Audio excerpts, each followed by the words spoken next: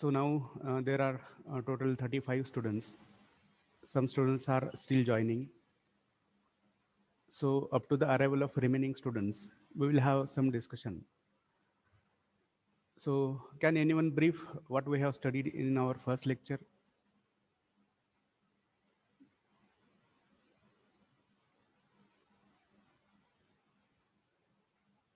My question is that what have we studied in our first lecture? Which content have we covered during our first lecture? Can anyone?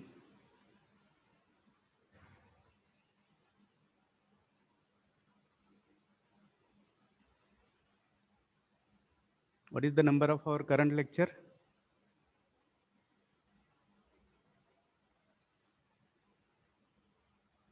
I'm repeating my question. What is the number of our current lecture? Third. Correct. Very good. It is third lecture. So my question is related to our first lecture. During our first lecture, we have discussed something, right? Yes or no? Yes, sir. Yes, sir. So I'm asking, what have we discussed during our first lecture? Business म्हणजे काय, communication म्हणजे काय, professional communication, Correct. तर forms of professional communication, verbal, non verbal, oral, Correct. Written, हाँ, verbal. very good. त्यानंतर oral, professional oral कम्युनिकेशनचे forms, Correct. नंतर professional written कम्युनिकेशनचे पण टाईप, Very good. त्याच्यानंतर conclusion. Very good. Correct. So, very good answer. Everything that we have studied in our first lecture is there in your mind. Very good. So, this should be the scenario about all students. So, all students should remember in what direction we are going, where we have started, right? That is necessary. So, who will brief me about our second lecture? Whatever you have told regarding first lecture is perfect. So now my question is regarding our second lecture. What have we covered during our second lecture? Syllabus. Syllabus, correct. So under that, what point or which point have we covered?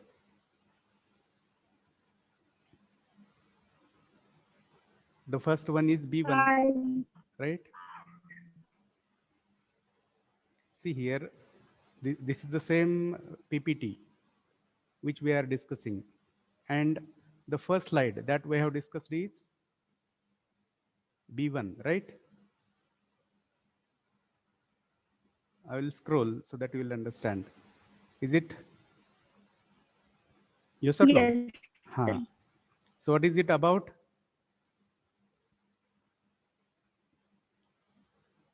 Introduction of teacher. Correct. Introduction of teacher. And you are supposed to, all of you are supposed to write the same content in your notebooks.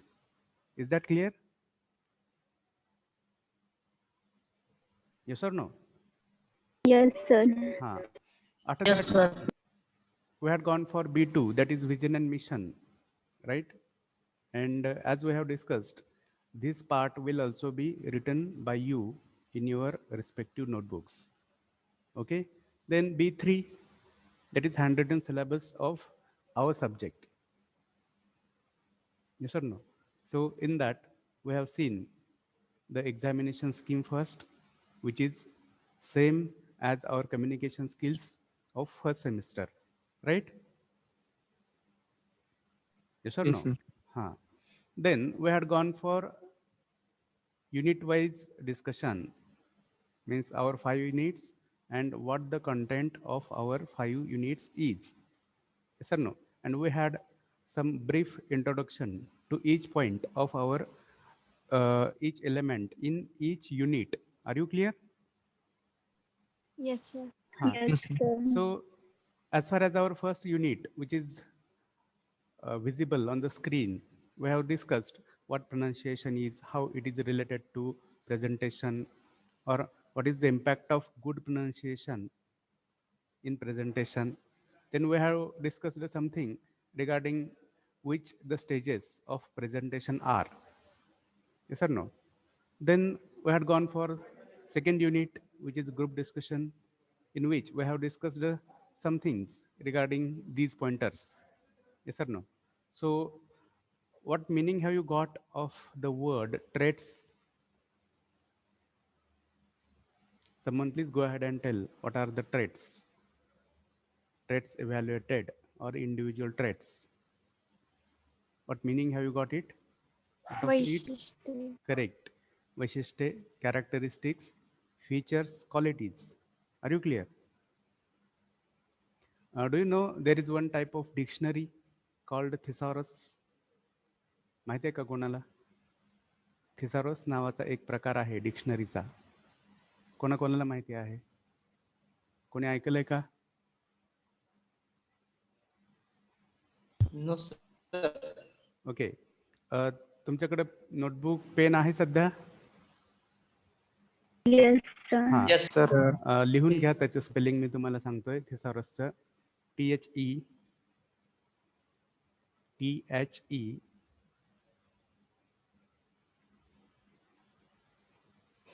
THESAURUS.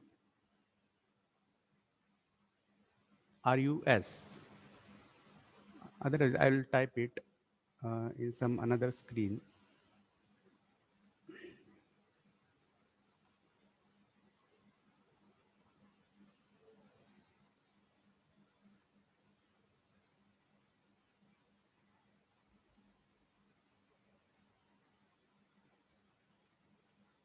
Okay, is the spelling visible to you? yes, sir. So you can take screenshot now, no problem. So this is one type of dictionary. मग तुमचं म्हणणं असं असेल की sir याच्यामध्ये वेगळं काय असतं? तर आता आपण एक शब्द बघत होतो. कोणता शब्द आता आपण बघत होतो?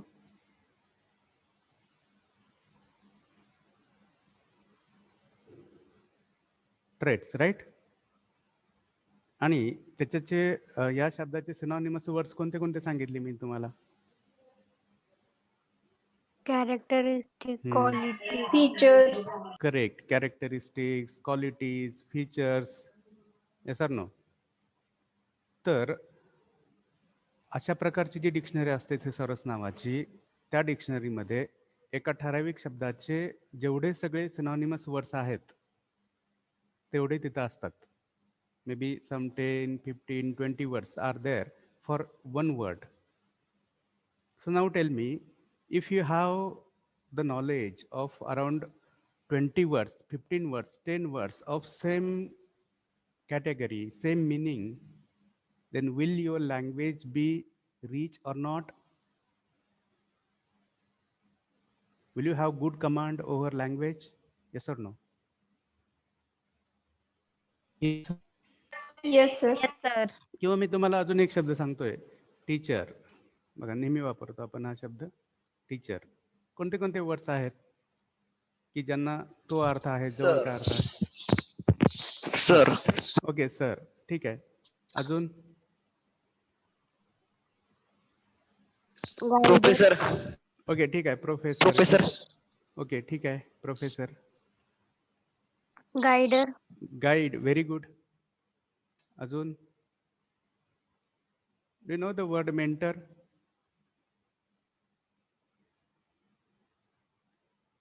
Mentor, we say guru also, right?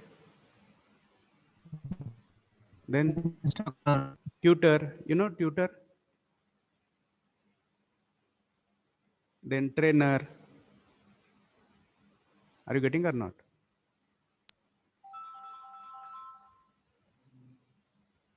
बरोबर आहे? Yes or no? Yes, sir. मग सांगा, if you are aware about all these words meaning the same, around the same, then you will never search for words whenever you are in front of people. बघा, जेव्हा तुम्ही लोकांच्या समोर उभे राहाल तेव्हा एकाच अर्थाचे भरपूर सारे शब्द तुम्हाला माहित असतील तर तुमच्या बोलण्यामध्ये येईल का? आठवत राहत का लोकांसमोर? Correct correct. याच्यामधला कोणताही एक शब्द घ्याल आणि तुम्ही पुढे जाल, बरोबर आहे की नाही? मग आज मी काय करतोय, तो थिसॉरस तुमच्या टीचिंग डायरीमध्ये अपलोड करतोय. प्रत्येकाने डाउनलोड करा आणि रोज एक 2-3 शब्द तरी वाचत चला. 3 शब्द म्हणजे 15 तरी 45-50 शब्द तुमच्यासोबत येणार आहेत, समान अर्थ असणारे. Are you clear? Yes, sir.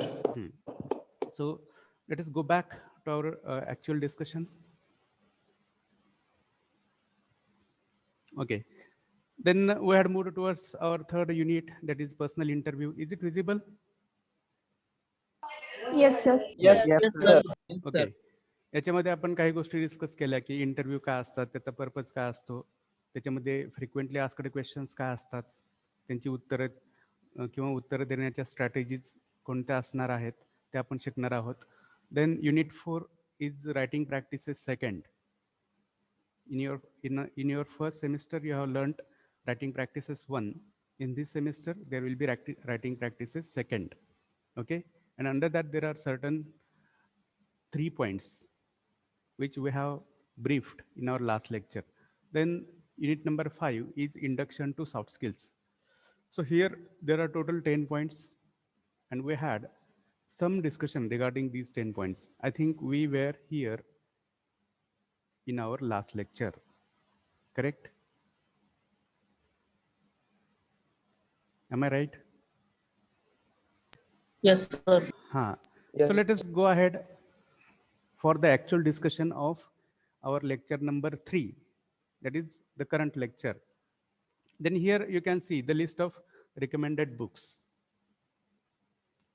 So whichever books are important for you as far as our subject is concerned, here are the books. And some of these books are available in our library. Whenever you come to college, now the atmosphere is changing to some extent, right? And very soon you will be able to visit the campus. Yes or no? Yes, sir. So come to the college and visit library and take one of these books for your reference, for your study. Are you clear? Yes, sir. And in addition to that, the way in which I have given the notes of first unit, in the same way I'm going to give the notes of all units. Don't bother about it. But for your additional reading, additional understanding, additional study, you can go for these books. Are you clear? Yes, sir. Yes, sir. Okay, then B4 is about the title of the subject. And as we know, the title of our subject is professional communication. And in our first lecture itself, we have discussed what profession is and what communication is, or what business is. So the words like business, then profession, then career, then official aspects, corporate aspects, all these words are almost the same, or they have the same sense. Okay, and whatever communication we are going through is professional communication, career oriented communication, official communication. Okay, so I think there is nothing like discussing about this title of subject. Already the things are clear to us. Then there is B5, that is about the central idea of the subject.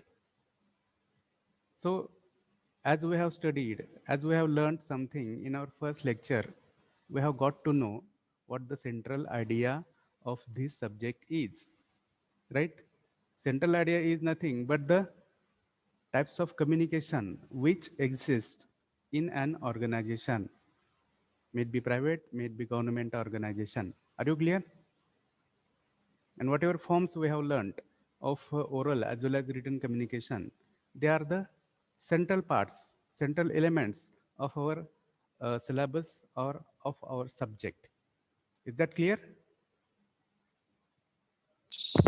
Yes, sir. Just have one reading of this PDF you'll get to know some more ideas. And then there is B6, which is about the importance of the subject in the course. So why this professional communication is important, why this subject is important. So there are certain pointers because of which we can call this subject to be important in our learning, in our curriculum, in our course. Are you clear?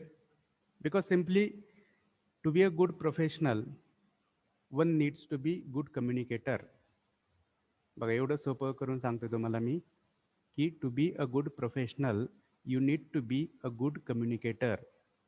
Do you agree with me?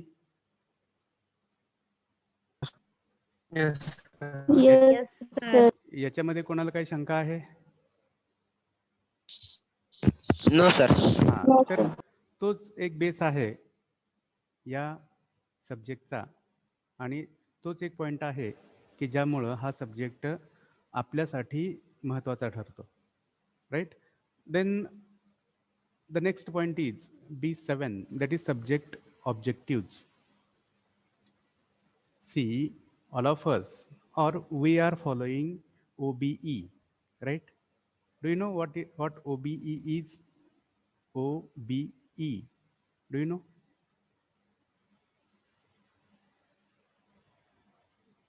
Have you heard outcome based education? OBE stands for outcome based education. म्हणजे काय? Outcome म्हणजे काय? Result. Result, correct. Product, correct. End product, result. It means outcome. Outcome based education. म्हणजे जे end product आहे की नाही, ते कसं डेव्हलप होईल या दृष्टिकोनातून जी शिक्षण पद्धती आपण फॉलो करतो ती शिक्षण पद्धती म्हणजेच OBE, that is outcome based education. म्हणजेच तुम्ही एखादा विषय शिकल्यानंतर तुमच्याकडं कोणत्या कोणत्या ॲबिलिटीज आल्या पाहिजेत, कोणते कोणते स्किल्स तुमचे डेव्हलप झाले पाहिजेत, आहे की नाही, तुमच्यामध्ये कोणत्या क्षमता आल्या पाहिजेत हे विचारात घेऊन सिलेबस डिझाईन केलेला आहे. किंवा तुमच्या कोर्समध्ये, इंजिनिअरिंगच्या कोर्समध्ये एखादा विशिष्ट विषय ठेवण्यामागं काय उद्देश आहेत, तर ते हे उद्देश आहेत जे तुम्हाला स्क्रीनवर दिसत आहेत. जसं आपण विचारात घेतलं की प्रोफेशनल कम्युनिकेशन हा एक सब्जेक्ट आहे तुमच्यासाठी, तर तो सब्जेक्ट का ठेवलेला आहे तुमच्या सिलेबसमध्ये, तर त्याच्यामागं काहीतरी उद्देश आहे. Without purpose this syllabus has not been designed. Try to understand. मग हे पर्पजेस कोणते आहेत, तर you can see here C126.1, that is to nurture students effective presentation skills. काय उद्देश आहे पहिला? बघा, हा सब्जेक्ट ठेवण्यामागं किंवा सब्जेक्टमध्ये परत ठराविक युनिट ठेवण्यामागं उद्देश काय आहे सांगा? पहिला, to nurture students effective presentation skills. विद्यार्थ्यांना परिणामकारक सादरीकरण करता आलं पाहिजे. Correct, very good. विद्यार्थ्यांना परिणामकारक सादरीकरण करता आलं पाहिजे. मग नर्चर म्हणजे काय, तर संगोपन करणे. ते जे स्किल आहे त्या स्किलचं संगोपन करणं म्हणजेच काय, you have to internalise that skill and apply the knowledge whatever you get during our lectures, during your actual presentations. Clear? Yes, sir. हां. Then the second objective which we can see here, to equip student with skills for participating effectively in group discussion. बघा, दुसरा उद्देश हा आहे की तुम्हाला group डिस्कशनमध्ये परिणामकारकपणे सहभागी होता आलं पाहिजे. not just as a participant, not just as a member, but an effective member, one skilled member of that group discussion, one thoughtful, one productive, one member with productive thoughts are you clear? तर ते अपेक्षित आहे. मग आपण कालच चर्चा करत होतो किंवा मागच्या लेक्चरमध्ये चर्चा करत होतो की कोणत्या कोणत्या ट्रेड्स इव्हॅल्युएट केले जातात. मग त्याच्यामध्ये तुमचं subject knowledge, your personality, your behaviour, your way of communication, everything that needs to be polished through this learning. जे काय आपण शिकणार आहोत त्याच्यातून लक्षात घ्या. So that you will be a good member of that group discussion. Then come to the third objective. You can see here, to equip student with skills for performing effectively in personal interview. बघा, जसं तुम्ही चांगलं presentation, जसं तुमच्याकडून presentation करणं अपेक्षित आहे, चांगलं ग्रुप डिस्कशनमध्ये प्रभावीपणे सहभागी होणं अपेक्षित आहे, तसंच इंटरव्ह्यूमध्ये सुद्धा तुम्ही प्रभावीपणे स्वतःला सादर करणं अपेक्षित आहे. Sir no, you have to perform well in those interviews. That is also one of the purposes behind this syllabus, behind the content in this syllabus. Clear? Yes, sir. Yes, sir. Then the fourth objective, which we can see here, is to develop resume writing skills of students. So as we have studied, as we have briefed during our last lecture, resume is one document which is the reflection of your life and achievements. So you need to have that skill of developing your own resume, not to depend upon anyone else for developing your resume. Are you clear? Or it is expected that you yourself should prepare your own resume without taking help of anyone else. Is that clear? Yes, sir. Yes, sir. Okay. Yes, sir. Then the fifth objective, which you can see here, is to develop and enhance the report writing skills of the students. So informing the higher authorities, reporting to the higher authorities is one of the requirements of profession, and you as the future professional needs to have that skill of writing reports on different occasions. Okay, and whatever the related things are, we are going to discuss during our lectures. Okay, then the last objective that you can see here is to inculcate soft skills in students for personal and professional success. So whatever the 10 pointers we have seen in the last unit, that is fifth unit, those pointers should be inculcated in your personality. For example, you should have the ability of setting your own goals. You should have leadership qualities. Then your thinking should be creative. Yes or no? You should be emotionally stable. You should have the ability to work in teams. So there are such around 10 pointers which are there for improvement or upgradation of your personality. Are you clear? And whatever we learn, it should be reflected through your behavior. That is the purpose. Just reading for examination is different matter.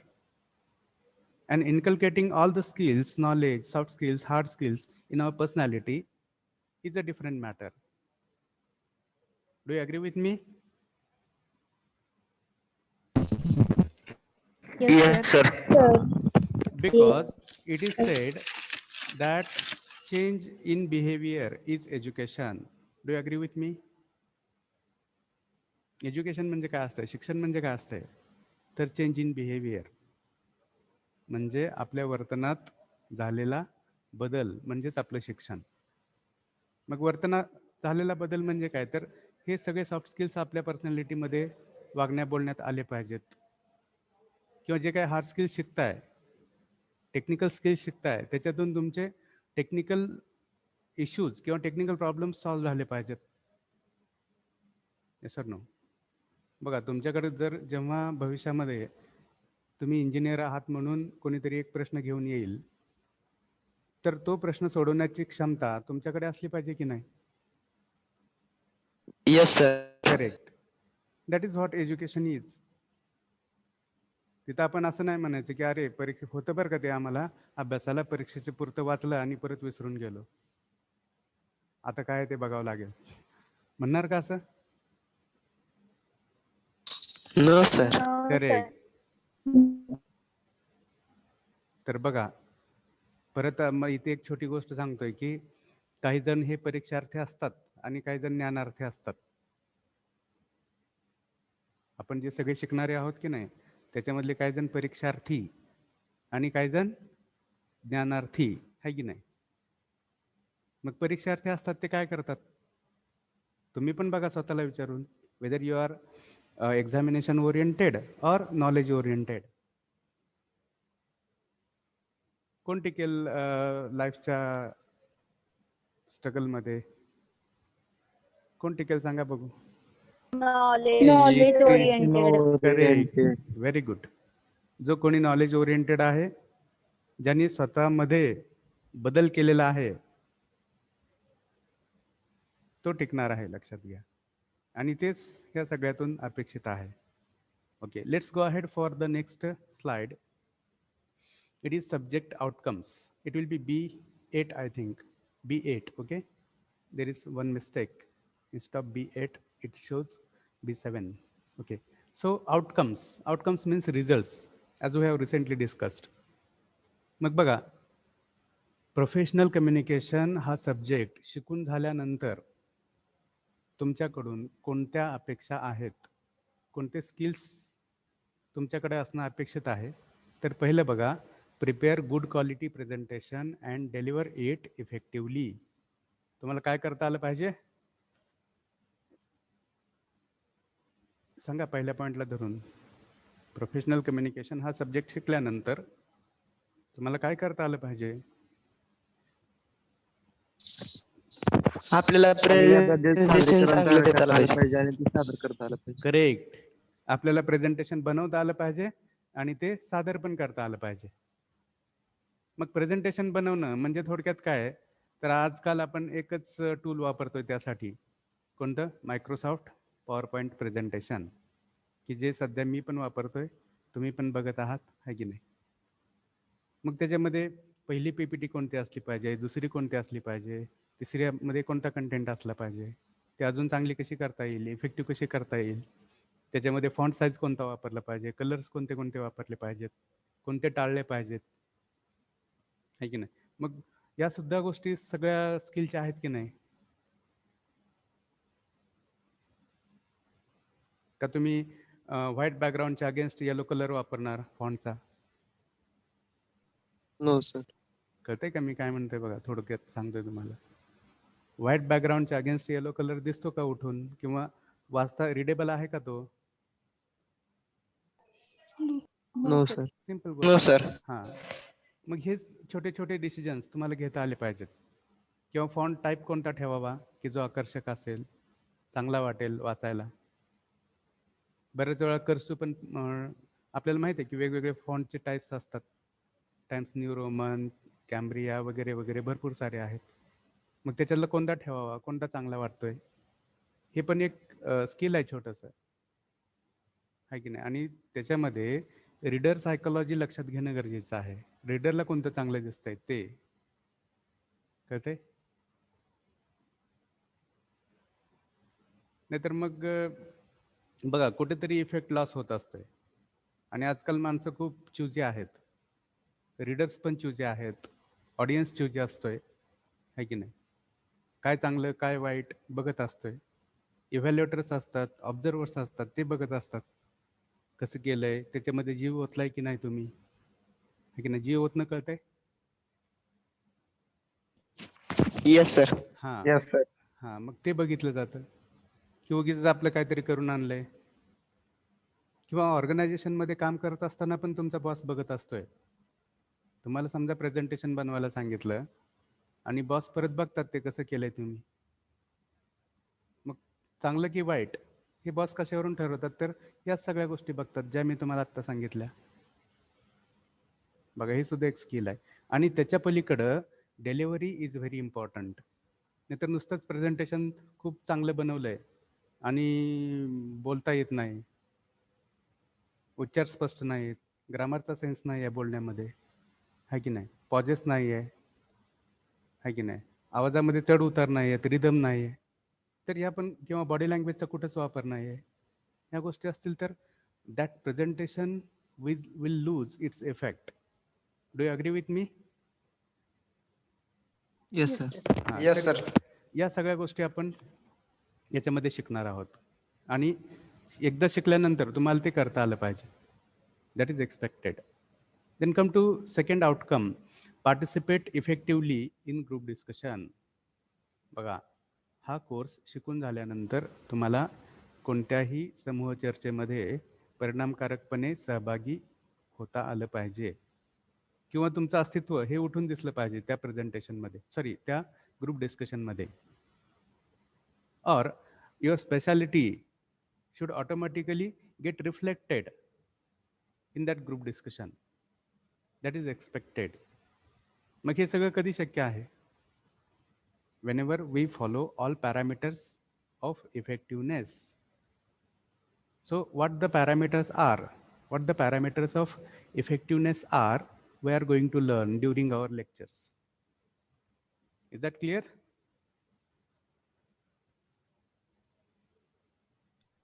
Yes sir.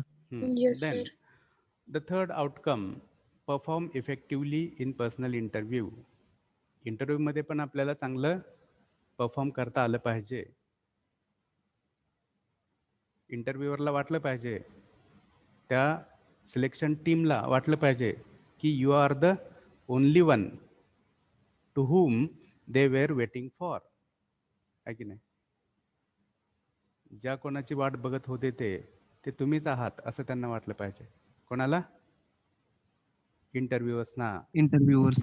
Correct.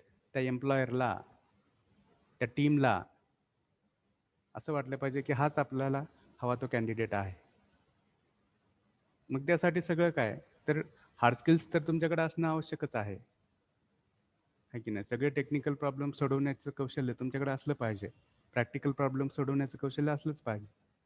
त्याच्याशिवाय you need to have the skill of effective communication, आहे की नाही. जे काय आहे तुमच्याकडे ते मांडण्याचं कौशल्य पण तुमच्याकडे असलं पाहिजे. मग सगळ्या गोष्टी जुळून येतात proper. Are you clear? Yes sir. Then the fourth outcome that you can see here is prepare effective resume for job interviews. Resume build करता आलं पाहिजे तुम्हाला स्वतःच. मग त्याच्यामध्ये करिअर ऑब्जेक्टिव्ह कसं लिहायचं, करिअर ऑब्जेक्टिव्ह हा एक एलिमेंट आहे तुमच्या रिझ्यूमचा. त्याच्यानंतर एज्युकेशनल क्वालिफिकेशन्स आहेत, मग त्याच्यामध्ये कोणते कॉलम्स करणार. त्याच्यानंतर एक्स्ट्रा करिक्युलर ॲक्टिव्हिटीज, को करिक्युलर ॲक्टिव्हिटीज कशा लिहिणार, वर्क एक्सपिरियन्स कसा मांडणार, तुमच्या हॉबीज इंटरेस्ट कसे मांडणार, डिक्लरेशन कसं लिहिणार, आहे की नाही. या सगळ्या गोष्टी याच्यामध्ये मॅटर करतात. समजा मी तुम्हाला एक सिम्पल क्वेश्चन विचारला, तुमचे एज्युकेशनल क्वालिफिकेशन्स तुम्ही कसं मांडणार त्या रिझ्यूममध्ये, सांगा बघू. काही एक अशी स्टोरी लिहिल्यासारखी लिहिणार, पॅराग्राफ लिहिणार का एक, यावर्षी हे क्वालिफिकेशन घेतलं, इथून घेतलं, त्यावर्षी ते क्वालिफिकेशन घेतलं, तिथून घेतलं, लिहिणार? No, sir. कसं कसं मांडणार मग ते? टेबल करणार सर. Very good. टेबलमध्ये कोणते कॉलम्स करणार? Serial number, qualification, college name, degree. Correct correct. अजून? चांगला आहे, म्हणजे आहे सेन्स तुम्हाला. Score, percentage. हां, पर्सेंटेज, आहे की नाही. Your board or university, year of passing, बरोबर. Yes sir. हां, म्हणजे जी काही माहिती त्या रिझ्यूममध्ये तुम्ही मांडताय, that information is cross verified and checked if it is reliable or not, है की नाही. जी कोणती माहिती देत आहे ती कुठेतरी कोणत्या तरी टप्प्यावर चेक होत असते. त्याची विश्वसनीयता त्या माहितीची तपासली जात असते, बरोबर. Yes sir. हां, म्हणून त्या सगळ्या गोष्टी तुम्हाला मांडता आल्या पाहिजेत, थॉटफुली मांडता आल्या पाहिजेत. आता बऱ्याच वेळा मी ऑब्झर्वेशन करतो रिझ्यूमचं पोरांनी तयार केलेल्या, किंवा मुलं माझ्याकडे येतात, तर त्यांना कॅपिटल स्मॉल कुठं करायचं माहीत नसतं, पंक्च्युएशन मार्क्स माहीत नसतात, आहे की नाही. स्वतःचं नाव लिहितात आणि स्वतःच्या नावाचं पहिलं लेटर स्मॉलमध्ये काढतात. त्याच्यामध्ये परत स्पेलिंग मिस्टेक्स असतात. चालतं का हे असं? That resume is mirror No, of your sir. Personality. Try to understand. तुम्ही कोण आहात, काय आहात, दिसायला कसे आहात, डझंट मॅटर. रिझ्यूम काय सांगतो दॅट मॅटर्स. कळते का? Yes, sir. हां, म्हणून म्हणतोय की that resume is your reflection, your mirror of your personality, what you are. मग त्याच्यामध्ये या सगळ्या गोष्टी खूप मॅटर करतात. मग तुम्हाला वाटत असेल काय असते त्याचं स्मॉल अँड कॅपिटलचं, काय असते त्याचा फुल स्टॉप असला नसला तरी, त्याचं काय असते कॉमा असला नसला तरी, चालतंय का? का त्याला No, पण sir. काहीतरी वेगळा अर्थ आहे? आहे की नाही? Yes, sir. हां, मग त्या गोष्टी आपल्याला शिकायच्या आहेत त्याच्यामध्ये. Okay, then the fifth outcome that you can see on the screen is draft and write various reports professionally. बघा, ह्या रिपोर्ट्सचं रायटिंग पण तुम्हाला जमलं पाहिजे. मग काय मांडायचं, कसं मांडायचं, सुरुवात कशी करायची, शेवट कसा करायचा, आहे की नाही. परत आता तुम्हाला सांगतोय, जे कोणतं टेन्सचं नॉलेज तुम्ही आत्तापर्यंत घेतलंय किंवा फर्स्ट सेममध्ये घेतलंय ते तुम्हाला अप्लाय करायचं आहे. हे सगळे रिपोर्ट्स वगैरे लिहिताना कळतंय?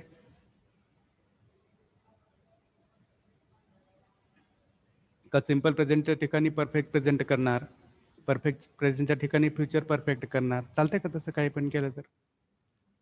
No sir. हां, आपला विचार हा कोणत्या काळाशी संबंधित आहे आणि कोणत्या वाक्यरचनेतून तो विचार आपण मांडला पाहिजे हे जमलं पाहिजे आपल्याला. आपण जर इज वॉजला एकच घेत असू, सारखंच घेत असू, हॅव हॅज हॅडला सारखंच घेत असू, तर नक्कीच आपल्यामध्ये प्रॉब्लेम आहे. कळतंय का? आणि तुम्हाला वाटतंय, काही जणांना असं वाटत असेल की काय असतंय बोलणं म्हणजे, इंग्लिश बोलणं म्हणजे काय असतंय, नुसते शब्द बोलायचे. ठीक आहे, एका ठराविक लेवलपर्यंत ते पण चालून जाईल. पण जेव्हा कधी तुम्ही तुमच्यापेक्षा जास्त एक्सपिरियन्स्ड लोकांच्या समोर उभे राहता, that time you have to take care of each word that occurs out of your mouth. कळतंय का? मग तिथं मात्र आपली गोची होते आपल्या भाषेत. का होते गोची? तर ह्या सगळ्या गोष्टी कुठेतरी आपल्याकडून निग्लेक्ट झालेल्या असतात. कोणत्या? हे टेन्स, ग्रामर, वाक्यरचना, कोणता शब्द मागे, कोणता शब्द पुढे. बरोबर आहे की नाही? असं होतं की नाही? का मी काहीतरी नसलेलं सांगतोय? सांगा भाऊ, होते की नाही तसं? Sometimes, yes, sir. हां, होते समटाइम्स. ठीक आहे, समटाइम्स होते. पण ते समटाइम्स पण आपण आता काढून टाकायचं कधी, म्हणजे लक्षात घ्या. त्या दृष्टीनं आपलं परफेक्शन पाहिजे. समजा आपल्याला फर्स्ट सेममध्ये वाक्यरचना नीट कळालेलं नाही आहेत, प्रश्न कसे विचारायचे, माहिती कशी द्यायची, तोच अर्थ दुसऱ्या पद्धतीनं कसा व्यक्त करायचा माहीत नसेल तर समजून घ्या, विचारा मला, मी सांगतो तुम्हाला. पण तुम्ही वेळ काढणं गरजेचं आहे थोडा. तुमचा इंटरेस्ट खूप महत्त्वाचा आहे. आणि तुम्ही मागे पण मी कदाचित बोललो असेल की तुम्ही एक स्टेप इंटरेस्ट दाखवला तर मी 10 स्टेप त्याच्यामध्ये इंटरेस्ट घेतो. ओके, तर ते पण आपण आत्ताच करूयात. परत फायनल इयरला ऐनवेळी तहान लागली की आपण विहीर खोदायला जाऊन उपयोग होईल का? No, sir. No sir. हां, म्हणून No, sir. आत्तापासून वेळ काढा, आत्तापासून शिका, थोडा वेळ काढा, तर शक्य आहे. ओके, ठीक आहे. The last outcome that you can see is demonstrate various soft skills like team skills, leadership, creativity, etc. in different situations.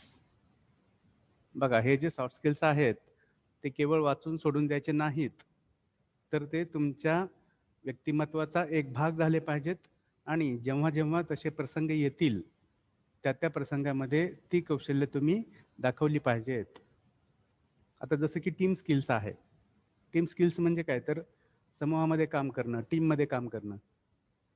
मग आपल्याकडे असं कसं असतंय, त्याचं माझं पटत नाही, राईट, त्याचं माझं पटत नाही, मी त्याच्यासोबत का काम करू, माझं त्याच्यासोबत पण पटत नाही, त्याच्यासोबत पण पटत नाही, आणि त्या तिसऱ्या माणसासोबत पण पटत नाही. आणि टीम तर आहे 4 जणांची, त्याच्यामधला चौथा घटक तुम्ही आहात, आणि त्या तिघांसोबत पण पटत नाही. कशाला करायचं काम, ते कामच सोडून द्यायचं. चालतंय का? चालतंय? No, sir. हां. मग इथं काय गरजेचं आहे? ऑर्गनायझेशनला हे महत्त्वाचं नसतंय, की ऑर्गनायझेशन केअर करत नसते तुमचं पटतंय नाही पटतंय कोणाशी. त्यांचा गोल काय असतोय, ते काम झालं पाहिजे. कळतंय का? The goal of the organisation is that the work must be completed by hook or crook. काही झालं तरी ते काम झालं पाहिजे. आणि तुम्ही जर हे सांगत बसलं की माझं त्याच्याशी पटत नाही, ह्याच्याशी पटत नाही, काम कसं करायचं, ऑर्गनायझेशन काय म्हणेल, बॉस काय म्हणेल, हायर अथॉरिटी काय म्हणेल,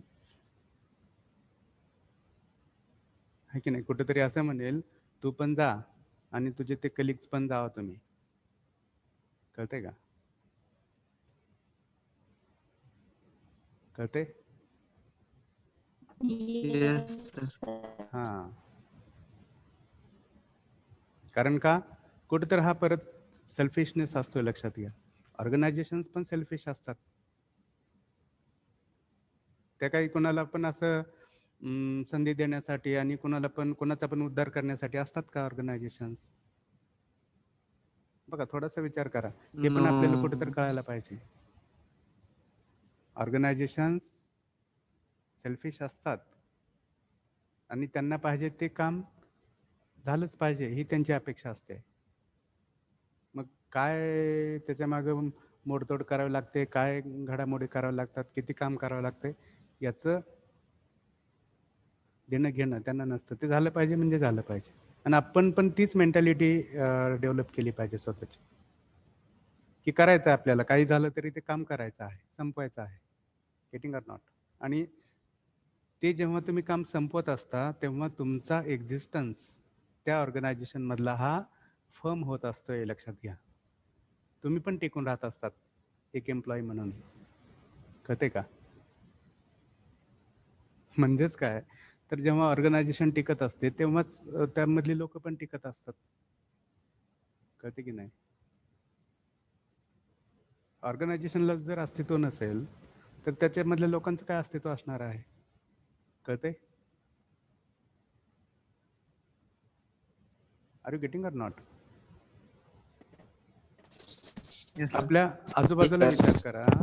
बघा, आपल्या आजूबाजूला रिलायन्स सारखी एक कंपनी आहे समजा, रिलायन्स. ओके, का अस्तित्व टिकून आहे?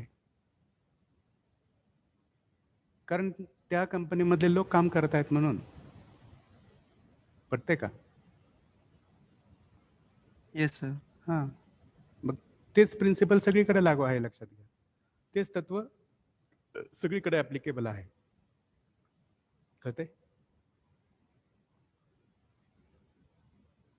म्हणजे कुठेतरी परत फिरून आपल्याकडंच सगळा बाण आपल्याकडेच येत असतोय, लक्षात घ्या.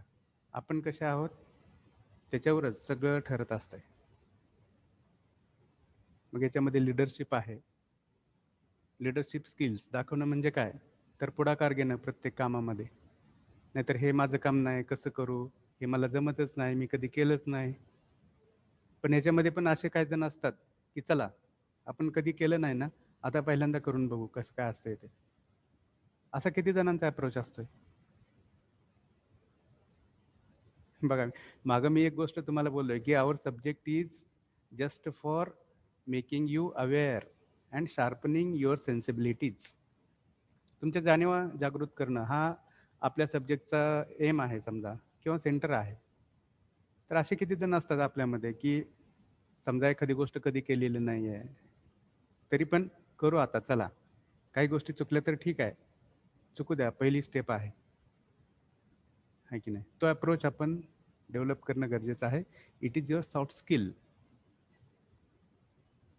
नाहीतर मग उडवून लावणारे, काम नको म्हणणारे 100रातले समजा 70 जण असतात, 80 जण असतात, 90 जण असतात, पण जे 10% आहेत त्या 10%मध्ये आपण असलो पाहिजे, आहे की नाही. आणि हा जो ॲटिट्यूड आहे ना, तो खूप मॅटर करतो ऑर्गनायझेशनमध्ये किंवा ऑर्गनायझेशनमध्ये टिकून राहण्यासाठी. बऱ्याचदा आमच्याकडे समजा लास्ट इयरला कंपनी येतात कॅम्पस सिलेक्शनसाठी. त्यावेळेस त्यांचं म्हणणं काय असतं, आम्हाला ॲव्हरेज कॅन्डिडेट असला तरी चालेल, फार एकदम एक्सलंट टॅलेंट असावा असं पण काय नाही, पण त्याचा ॲटिट्यूड मात्र चांगला असावा.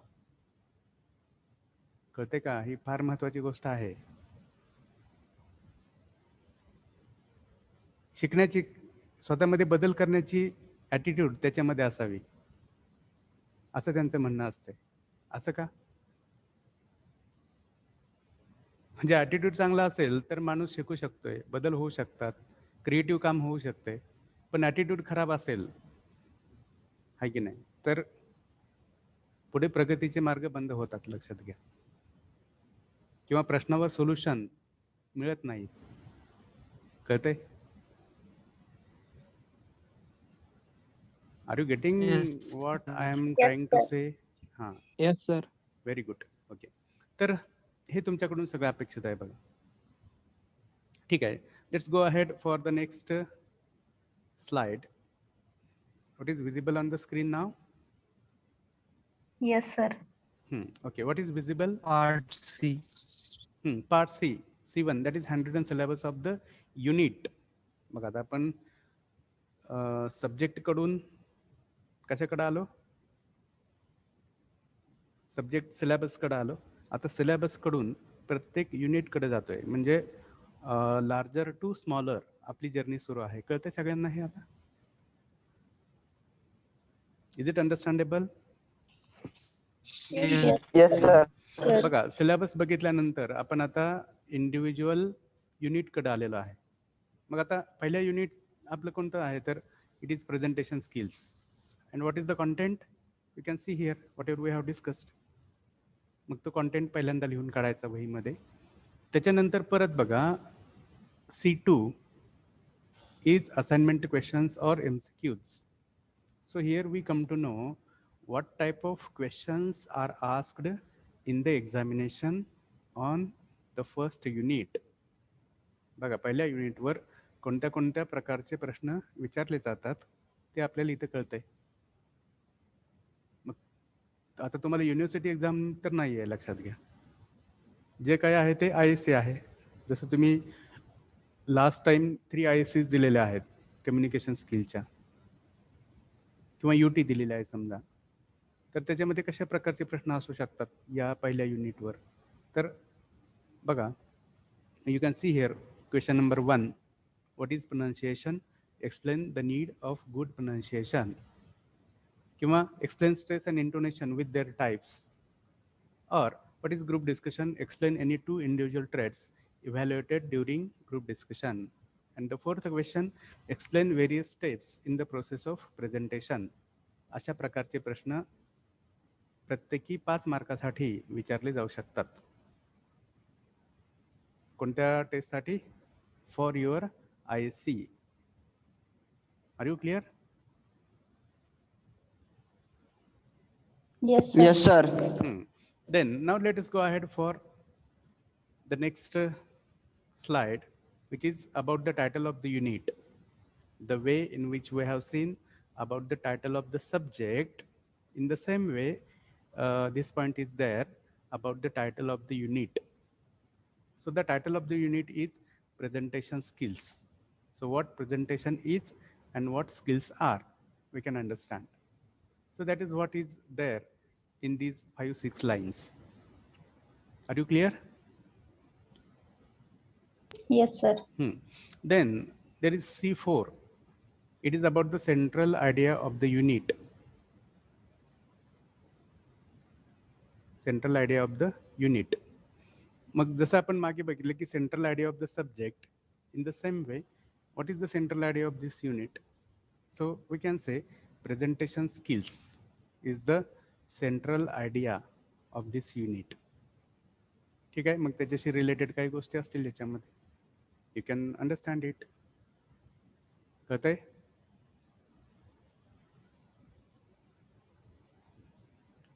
Is that clear? Yes sir. बघा तरी पण आपण एकदा वाचूयात वाटल्यास. The central idea of this unit revolves around the skill of professional presentation. A professional person needs to express his or her ideas in front of the other professionals in business. This unit includes all the basics and necessary points of views as far as professional presentations are concerned. Okay. Then there is C5, which is about the importance of this unit in the subject syllabus. बघा जसं मगाशी आपण बघितलं importance of subject in the course, तसं आपण importance of unit in the syllabus बघतोय. मगाशी सांगितल्याप्रमाणे larger to smaller. Are you getting or not? मग त्याच्यामध्ये हा युनिट का महत्त्वाचा आहे, तर आपण सिम्पली म्हणू शकतो की presentations are unavoidable in professional scenario. That's why we cannot avoid, we cannot deny the value of professional presentations. That's all. Are you clear? And presentations are required for different purposes like motivating, training, then advertising and so on. Clear? Yes, sir. Then there is C6, the way in which our subject, that is professional communication, has some objectives and some outcomes. In the same way, this unit also has specific objective and specific outcome, which we have taken from that list of 6 objectives and 6 outcomes. Are you clear?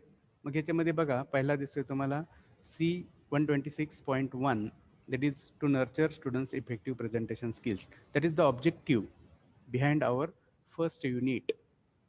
And the outcome of first unit is like prepare good quality presentation and deliver it effectively. And already we have discussed regarding it. Are you clear? Yes, or no? sir. Okay. Sir. Okay, then last slide, 23rd slide is C7, that is notes. So what is visible on the screen now? Unit 1. No. Yes, sir. हा वाचा एकदा ते काय दिसतंय स्क्रीनवर. Start writing notes for Unit 1 presentation skills for given notes. From given notes.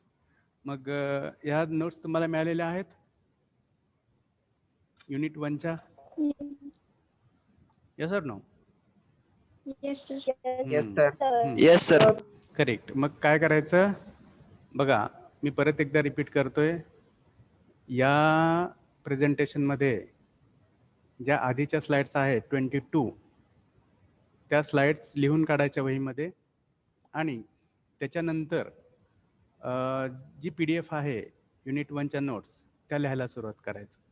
मग रोज तुम्ही थोडा थोडा वेळ, maybe 15 minutes, 20 minutes or half an hour काढला तर या नोट्स लिहून काढणं तुमच्यासाठी शक्य आहे. Are you clear? आता कदाचित तुमचं असं म्हणणं असेल की सर आम्ही किती लिहायचं, काय लिहायचं, इतर पण सब्जेक्ट आहेत. ठीक आहे, लिहिणं तर आपलं कामच आहे as a student. Are you clear? पण मी असं म्हणत Yes, नाही sir. की तुम्ही सगळं लिहा आणि उद्याच दाखवा मला, असं म्हटलंय का मी? No, sir. No, sir. तर काय करायचं, रोज 15-20 मिनिटं, अर्धा तास वगैरे काढायचा आणि लिहित राहायचं. यश कौलवार प्लीज. समजतंय? Yes, sir. हा, याच्यामध्ये काय अडचण? No, sir. Okay, so with this, let us go ahead for our attendance. So I will pronounce your roll numbers as usual and you will tell if you are present or not. Okay, so let's go ahead. Roll number 1. Present. 2. Present. 3. Roll number 3 is absent. Ayat. Roll number 3. Present, sir. Okay. Roll number 4. Present. 5. Present, sir. 6. Present. 7. Yes, sir. 8. Present. 9. Yes, sir. 10. Present. 11. Roll number Yes, 11. sir. 12. Ayat ka 12. Roll number 12. Ayat ka absent. Okay. Roll number 13. Present, sir. 14. Present. 15. Present. 16. Yes, sir. 17. Yes, sir. 18. Roll number 18. Absent. Roll number 19. Yes, sir. 20. Roll number 20 is absent. Roll number 21. Yes, sir. 22. 22 is absent. 23. Yes, sir. 24. Present. 25. Present. 26. Yes, sir. 27. Yes, sir. 28. Yes, sir. 29. 29 is absent. 29 is absent. 30. Present, sir. 31. 31 is absent. 32. Present, sir. 33. Yes, sir. 34. Present, sir. 35. Yes. 36. Yes, sir. 37. Yes, sir. 38. Hello, sir. Yes, go ahead. Range no. Range नव्हती. Roll number किती आहे तुमचा?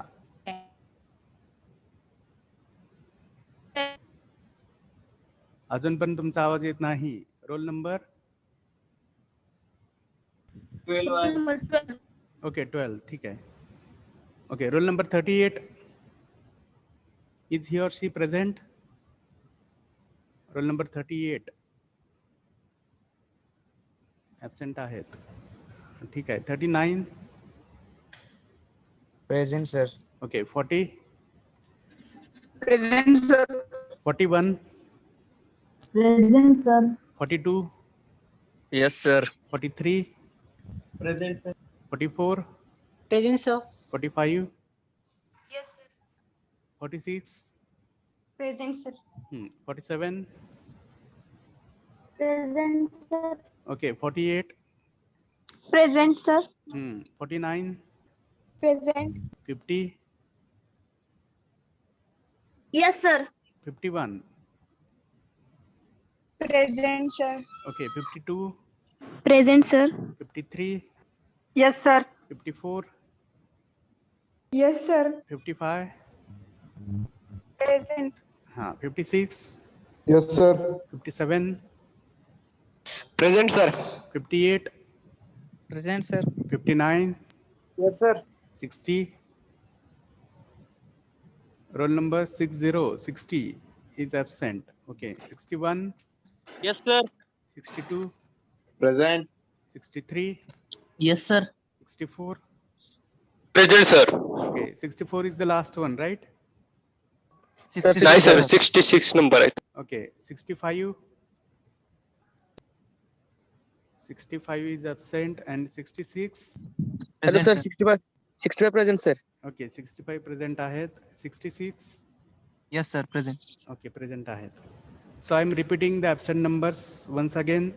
Roll number 18, roll number 20, 22, 29, 31, 38 and 60. Sir, 38 present. Okay, 38 present आहेत. Sir, 20 Okay. present.